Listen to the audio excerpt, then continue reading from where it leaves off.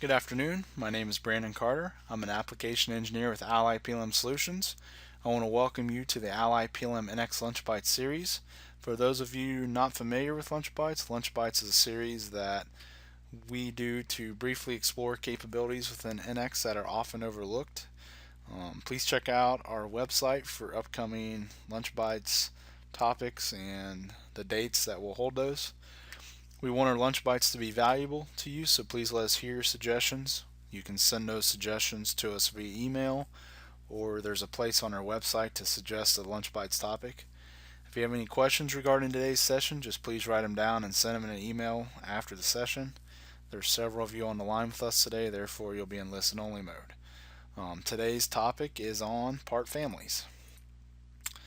So a quick agenda here. What is a family of parts? I say family of parts is a general term. In NX, we do call it part families. So what is a family of parts? The workflow for part families. What's the part families dialog look like?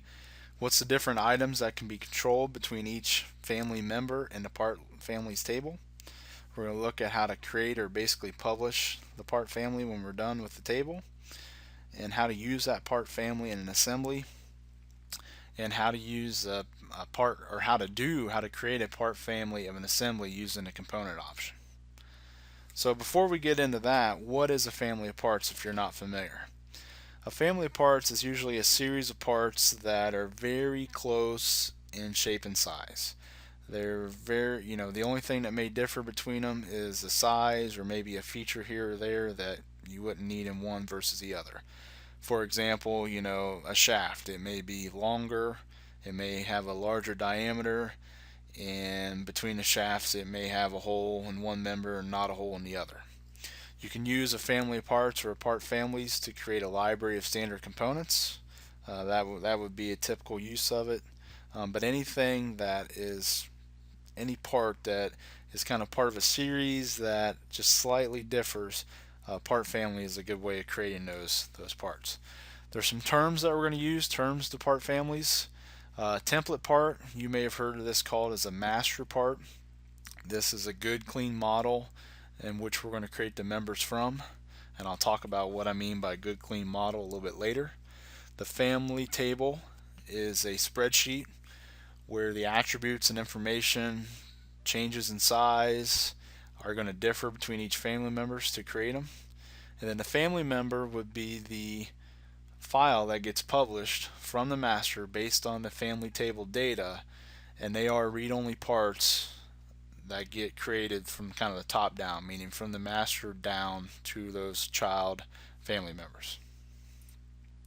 So I'll be saying those terms a lot. Kind of a high level workflow for creating a part family. First, we're going to start with a fully parameterized part.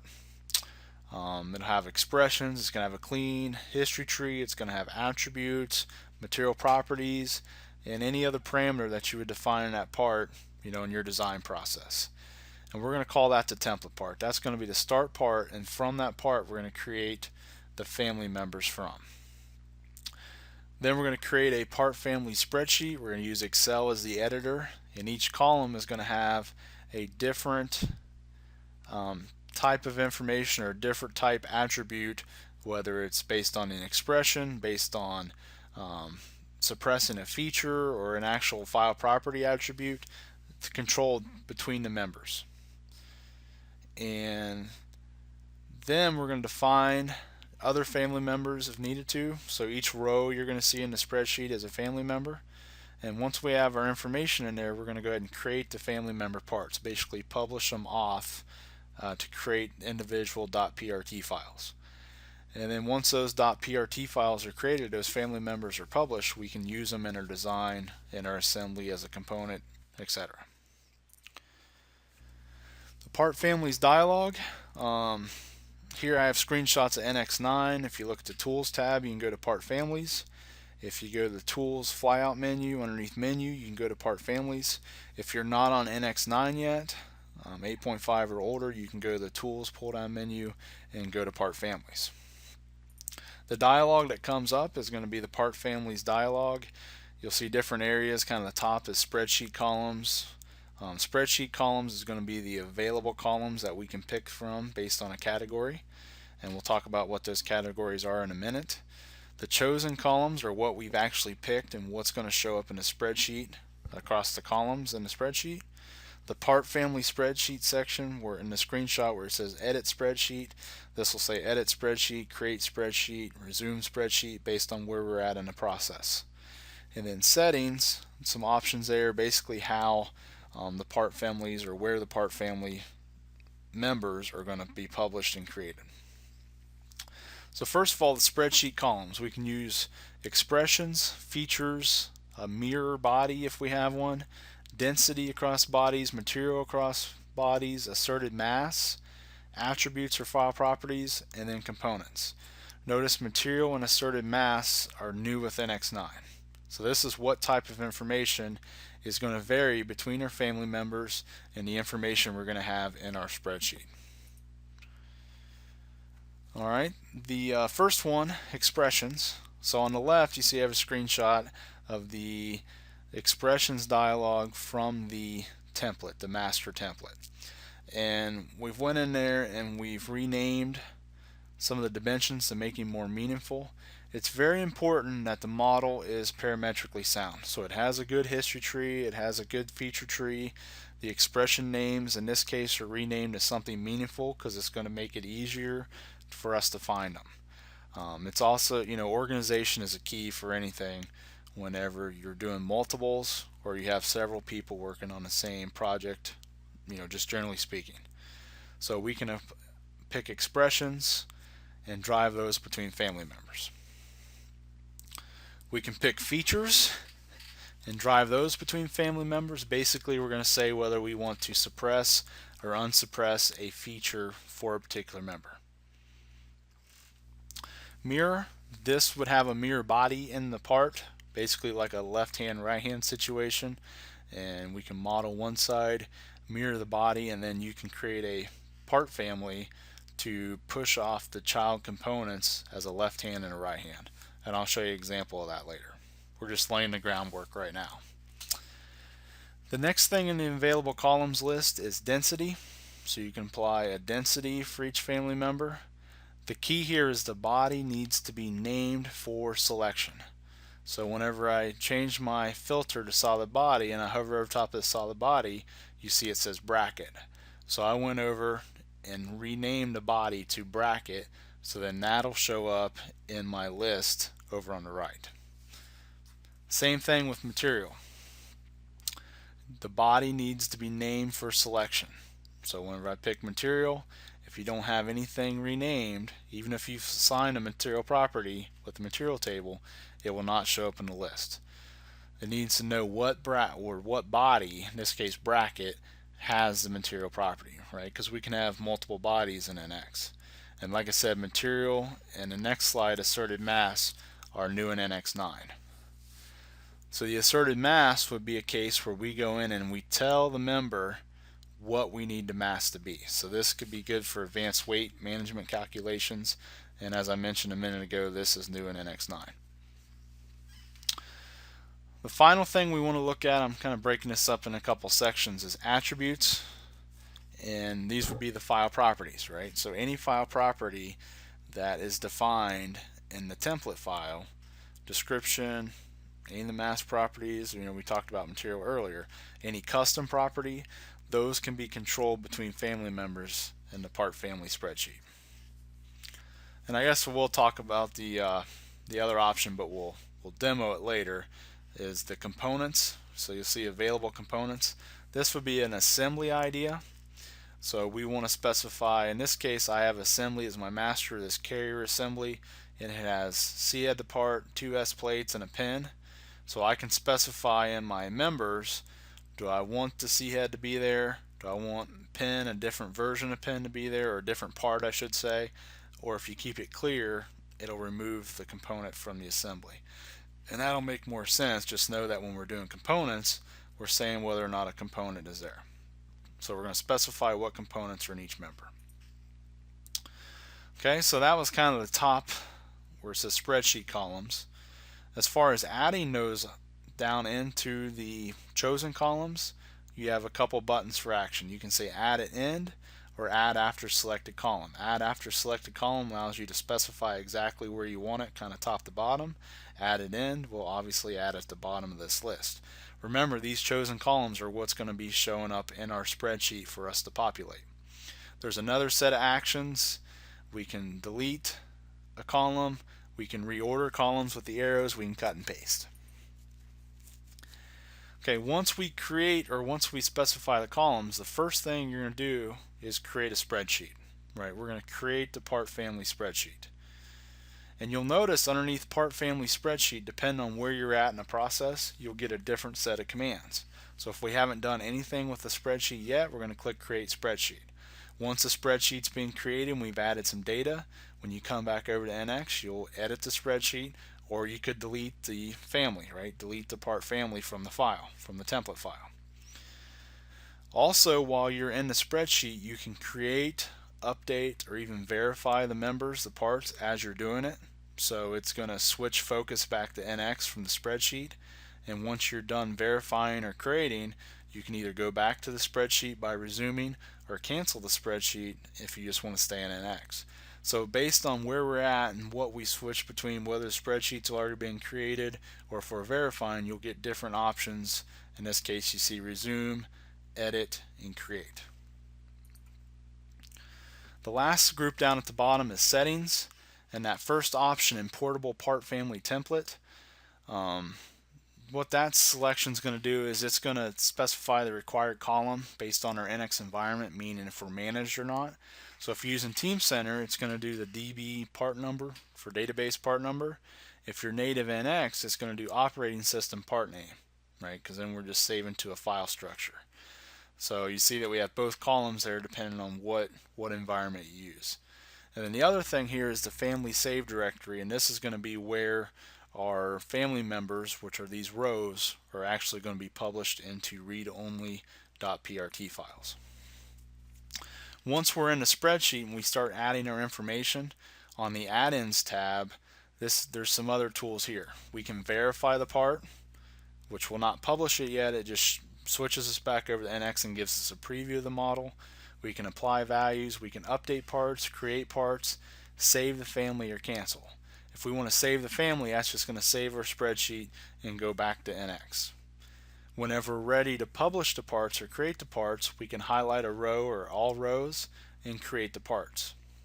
Once the parts are created, if we make a change to the spreadsheet and we need to update the family members, then we would do an update part. So create's going to create the PRT files the first time, and then if we tweak them later, we update them.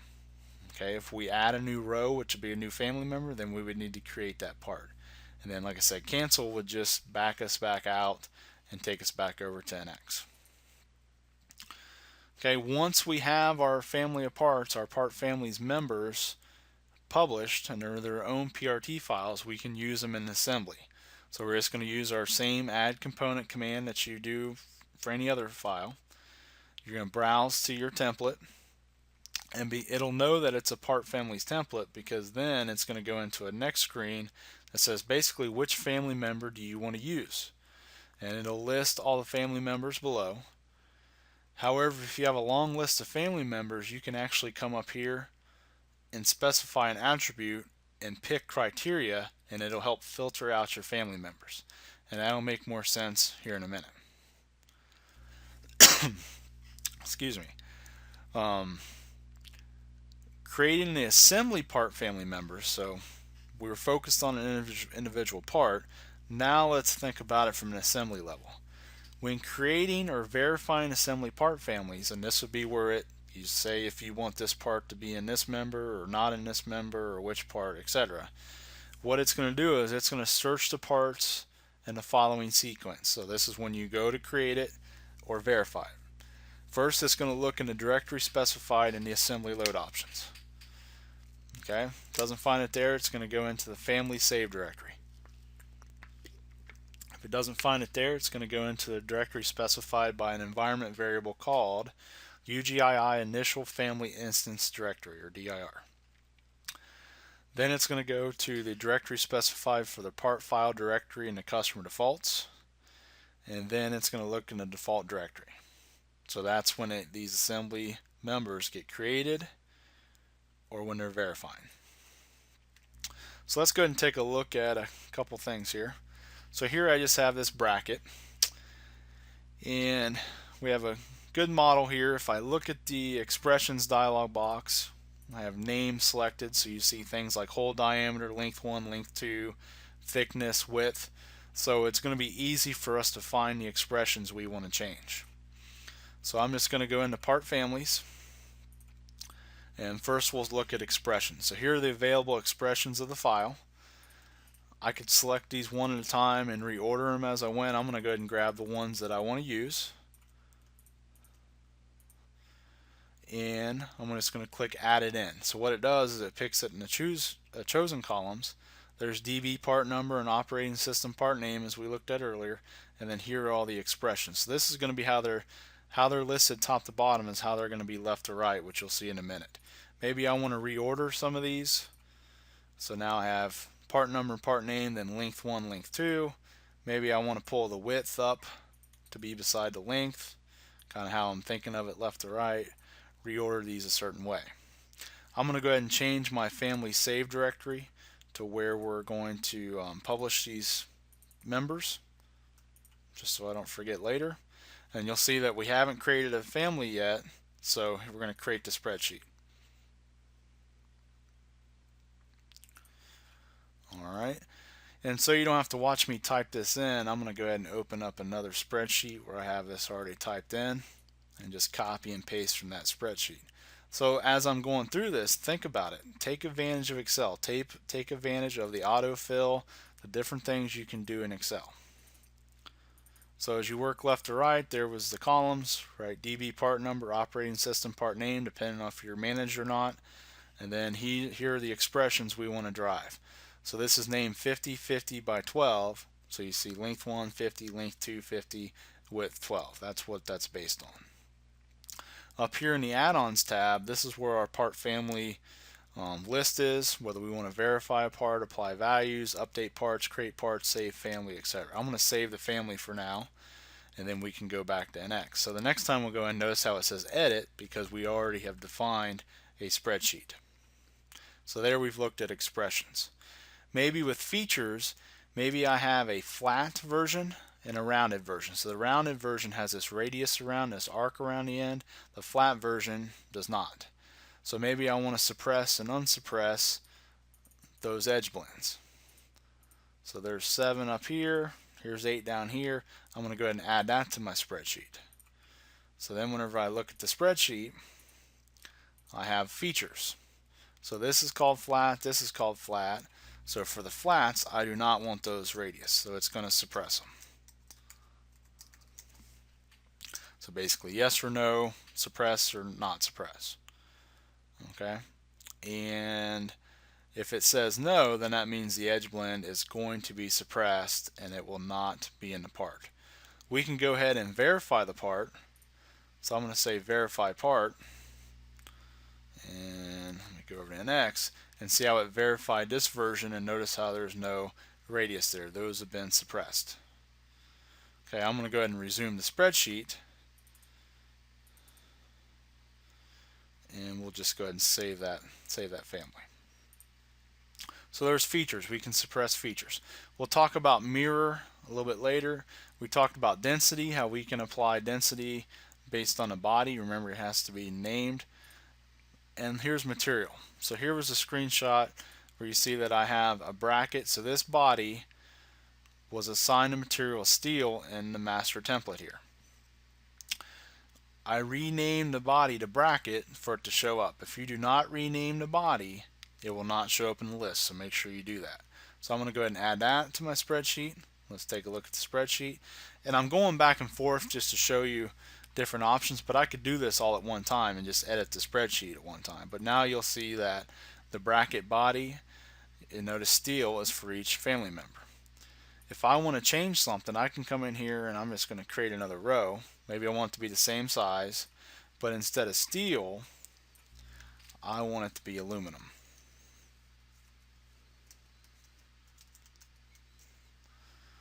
Okay. So now when we publish that, and I need to rename this, right, because I copied it, let's just call this AL for aluminum.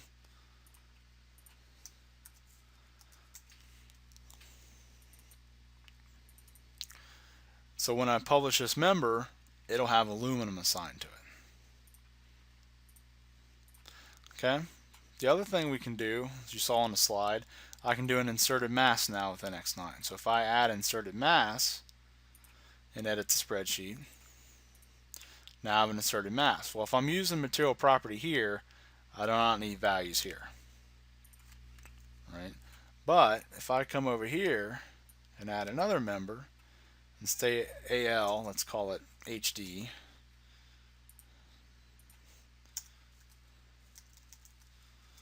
and then this one won't have a material, this one will have an inserted mass. So I'm telling the system what the mass will be for that particular member. So all these are steel, this member is aluminum, this one has inserted mass of 0.05. And like I said, I could do this all at one time. I'm just flipping back and forth between the spreadsheet to talk about these kind of separately. And then finally, for this example, we want to look at attributes. Any file property here in the master template. Here I want to use description, so I'm going to add that column. We'll go into the spreadsheet and see, we have flat versus rounded. So maybe for description I'll just put something like flat versus rounded. I'll go ahead and copy those, do some autofill type things, which we can do in Excel. So rounded, rounded, rounded, flat, that looks good. So I'm going to save the family, and I showed you earlier how you can verify. Let me double check my save directory. So that looks good.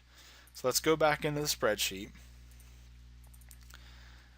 And I showed you how we could verify a part.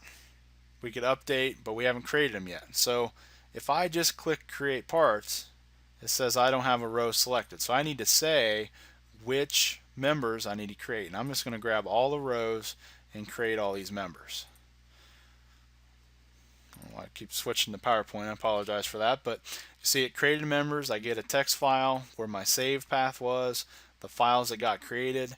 Remember, these are read-only. If we needed to make a change to this rounded HD, we would do it at the template, do it inside the spreadsheet, and then update that member.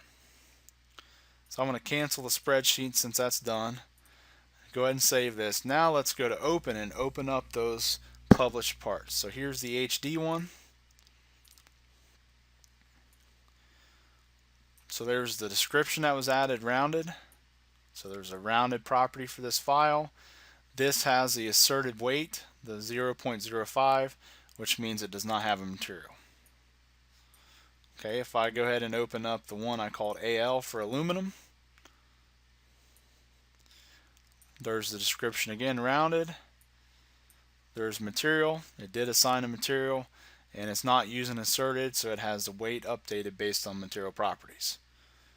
So I just showing you the attributes here in the Assembly Navigator. That's the only purpose of that. So we've published our members. Now we want to use them. So let me go ahead and open up a small assembly here. And I'm just going to use your typical add component. I'm going to go out and grab my family of parts file. Alright, I'm going to add it by constraints, and then here, because it's a part family, it gives us this dialog. It says, well, which family member do you want to use? Here are all the attributes we controlled, right? Name, all the expressions, the features we suppressed, the description, the asserted mass, bracket, which was the material. So we could pick based on material. Okay? Here I added a description of flat versus rounded. Also, here I have a pretty short list. So I could just pick, but imagine if you had like 50 of these members.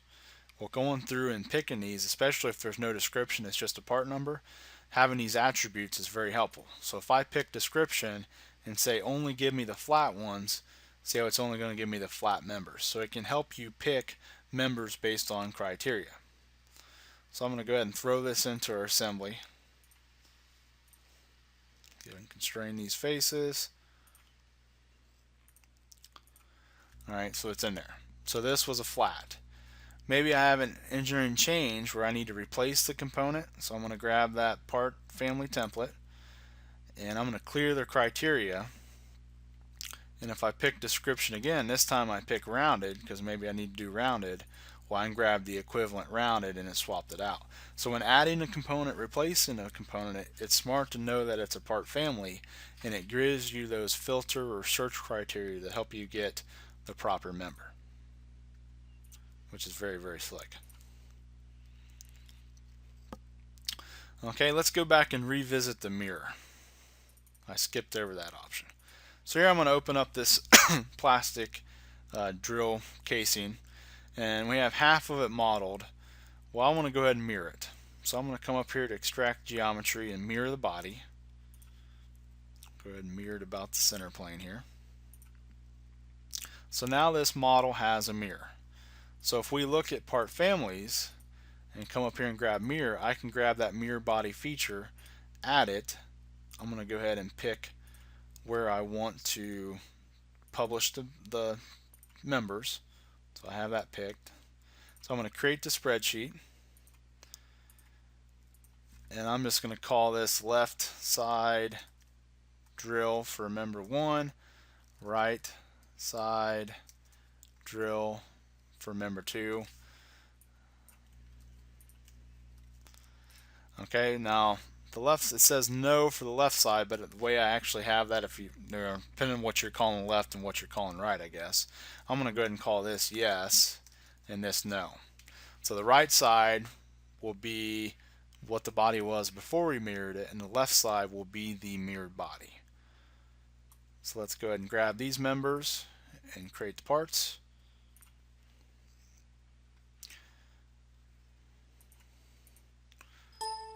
Alright, created the parts. Yep. And then I'm going to cancel the spreadsheet. And I could have verified them instead of published them, but if I go ahead and open left side, alright, it's the left side which was the mirror. If I open right side, it was the original. But they're children of that master drill template. So that's what the mirror does. The final thing I want to talk about is from an assembly perspective. So I'm going to go ahead and open up this assembly. This assembly has the C-head block and has 2 plates on the end and then the pin. So if I create a part family from an assembly perspective and I pick components, notice the available columns are the components. So if I grab all these components and add them to my spreadsheet, I'm going to go ahead and specify where I want to save these as well. So I'm going to go ahead and create my spreadsheet. In the database, I'm just going to call this, just to save a little bit of time, member 1, member 2, member 3. Copy and paste, take advantage of some of that. I know I want C-head to be in all 3 members, so I'm just going to do an autofill there. Maybe for member 2, I do not want the pen to be there. Maybe for member 3, I want another file called pen long. For S-plate 2, for member 2, I want S-plate to be there, but for member 3, I want a file called S-plate cut. So basically I'm specifying, okay, this member 1 has C-head, has pen, has S-plate. It's going to be just like my master. Member 2 is going to have this block, but it's not going to have the pen, but it's going to have the S-plate. And member 3 is going to have the original block, it's going to have a longer pen, and it's going to have a file called S-plate cut, which has some other cutouts in it. Alright, I'm going to save the family. I'm just going to do a quick double check of where I'm populating this. I did change that. And I'm going to create all these members. So I'm going to say create parts. Those parts are created. Cancel the spreadsheet because I created them. So if I come in here and open member 1, it's going to look exactly like the master. I didn't do anything different there. If I open member 2, see how it does not have the pen, right? Just C-head and the 2 plates. If I open up member 3, see how it has S-plate cut, which has the cutouts and has a longer pen. So basically I'm giving names of files, names of PRT files, component files that I want to be in the members of the the part family of the assembly is what I'm trying to say. Okay, some things I want to mention since you saw it in action a little bit. Considerations, maybe even some best practices here. First of all, I've mentioned it earlier, have a good parametric model, good clean history tree. Rename the expression names, make them something more meaningful. Hole diameter, length, width, height, collar diameter. It's going to make it so much easier picking those expressions, rather than picking P1, P2, P5, etc. Especially if there's going to be multiple people working on the file. Always make changes to your members from the master template because the family members are read-only.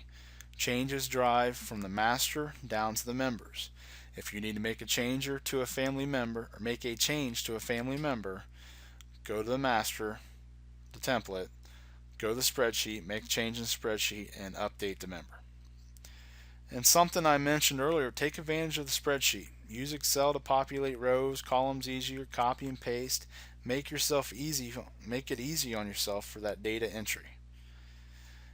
And most important here at the bottom, never do nested part families. What that would mean, if you create a part family for a component and then you create a part family of the assembly that it's used in, and change the assembly members to swap out the correct part family members at the component level. So what this means, you start with a part like we did with that bracket, create a part family, and then you add that into a higher level assembly, or into assembly in that case, and then do a part family of the assembly. And there's a little note down there in the from the help, avoid creating nested part families. If you want to read up more on that, go ahead and check out the help. That's where that note is. Just to wrap up here, as always, Ally PLM Lunch Bytes replays are on our website. You can go underneath resources and Lunch Bytes. There's also the NX video tutorials link there where the replays are as well. You can check out upcoming Lunch Bytes topics. You can also suggest a topic for NX Lunch Bytes. Upcoming training offerings are Essentials class, the Beginners class for CAD. We are offering an Advanced Techniques, kind of the next step up from Essentials for NX designers in December. And then as always, NX CAM Fundamentals, September, October, November. NX CAM Turning Fundamentals if you're interested in that. All of our classes can be taught online, and if you need any more information, go to our website. I really appreciate your time. Thank you for your attention this afternoon. I hope you found this session informative. As I mentioned, if you have any suggestions for future Lunch Byte topics, go ahead and send them to us, or what most people are doing are going to our website and suggesting them there.